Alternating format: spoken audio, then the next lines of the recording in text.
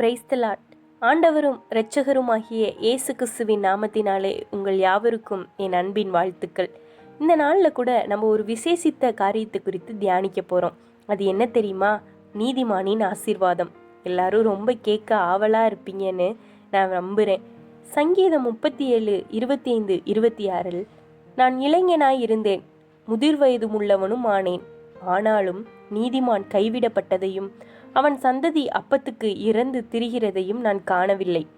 அவன் நித்தம் இறங்கி கடன் கொடுக்கிறான், அவன் சந்ததி ஆசீர்வதிக்கப்படும். அமெரிக்காவில் சமீபத்தில் ஒரு ஆராய்ச்சி செய்தாங்க.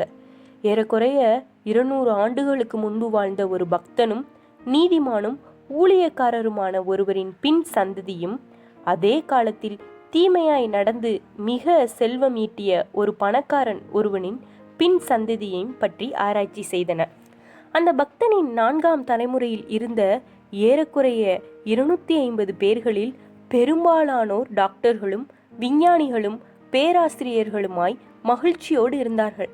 ஆனால் அந்த கொடூரமான பணக்காரரின் வம்சத்தில் வாழ்ந்த பெரும்பாலானோர் கைதிகளாய் சிறையில் வாடினார்கள். சிலர் பைத்தியக்காரர்களாய் அலைந்தார்கள். சிலர் அடிமை வேலை செய்து வயிற்றை கழுவி கொண்டிருந்தனர். நீதிமானாய் இருந்தால் நீங்கள் ஆசீர்வதிக்கப்படுவது மட்டுமல்ல, உங்கள் சந்ததியும் தலைமுறை தலைமுறையாய் ஆசீர்வதிக்கப்படும். ஏனோக்கு நீதிமானாய் தேவனோடு சஞ்சரித்தார். அவர் சந்ததியான நோவாவின் குடும்பம் பேழைக்குள் காக்கப்பட்டது. தேவ பிள்ளைகளே, கிறிஸ்துவின் நீதியிலே நிலைத்திருங்கள். உத்தமனாய் உங்களை காத்துக்கொள்ளுங்கள்.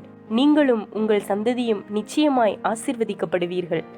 ஆமா, யார் நீதிமான்? எப்படி நான் நீதிமானா வாழ முடியும் என்று கேட்குறீங்களா? இயேசு கிறிஸ்துவின் இரத்தத்தால் கழுவப்பட்ட அனைவருமே நீதிமான் தான். அவரோடு உள்ள தொடர்பில் அனுதினமும் நம்ம வளர்ந்தாலே, அவரோடு உள்ள உறவில் நம்ம அனுதினமும் நிலை கொண்டிருந்தாலே நம்ம அவரை போல நீதிமானாக வாழ முடியும்.